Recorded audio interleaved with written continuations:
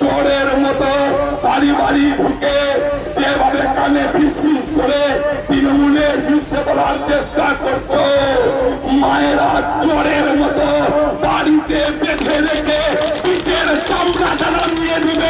কখনো দেশের স্বরাষ্ট্রমন্ত্রীকে নিয়ে বিরূপ মন্তব্য, তো কখনো বিরোধী দলনেতাকে হুঁশিয়ারি দিয়ে সংবাদ শিরোনামে উঠে এসেছে মালদা জেলা তৃণমূল সভাপতি আব্দুর রহিম বকশীর নাম। ফের আরও একবার বিরোধী শিবিরকে একযোগে আক্রমণ করে বিতর্কে জড়ালো মালদা জেলা তৃণমূল সভাপতি। বিরোধীরা দলবদ্ধভাবে তৃণমূলের বদনাম করার চেষ্টা করছে। সাংবাদিকদের মুখোমুখি হয়ে এমনটাই জানালেন আব্দুর রহিম বকশী। বিজেপি, কংগ্রেস এবং সিপিএম তিনজন আতঙ্কিত যে দিদি যে প্রকল্পগুলো ঘোষণা করেছেন এতে আগামী দিনে তারা একেবারে নিশ্চিহ্ন হয়ে যাবে, তাই তারা দলবদ্ধভাবে কুৎসা রটানোর চেষ্টা করছে। জানা যায় শীঘ্রই 100 দিনের বকেয়া টাকা মিটিয়ে দেওয়ার কথা ঘোষণা করেছেন মুখ্যমন্ত্রী মমতা বন্দ্যোপাধ্যায়।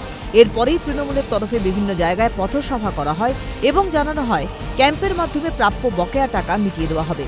সেখানেই বক্তব্য রাখতে গিয়ে বিরোধীদের নিয়ে বিস্ফোরক মন্তব্য করেন আব্দুর রহিম বকশী।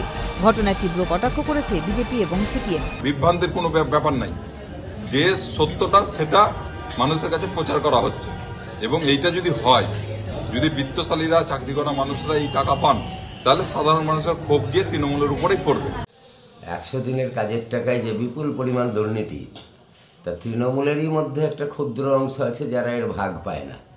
তাদেরকে জিজ্ঞাসা করলে খুঁটিনাটি সব তথ্য তারা দিয়ে দেবে যে তৃণমূল নেতৃত্ব কিভাবে এই টাকা চুরি করছে, সরাচ্ছে। তা দিয়ে বাজার গরম করার জন্য লোকসভা ভোটের আগে এ ধরনের বারবার বিতর্কিত মন্তব্য করছে জেলা তৃণমূল কংগ্রেস সভাপতি। স্বাভাবিকভাবে এই ঘটনা ঘিরে রাজনৈতিক মহলে গুঞ্জন ছড়িয়েছে। চোরের মতো বাড়ি বাড়ি ঢুকে যেভাবে কানে ফিসফিস করে তৃণমূলের বিরুদ্ধে বলার চেষ্টা করছো, মায়েরা চোরের মতো। মালদা থেকে সমুখ লাহিড়ীর রিপোর্ট, ক্যালকাটা নিউজ। চামড়া জানা নিয়ে দিবে।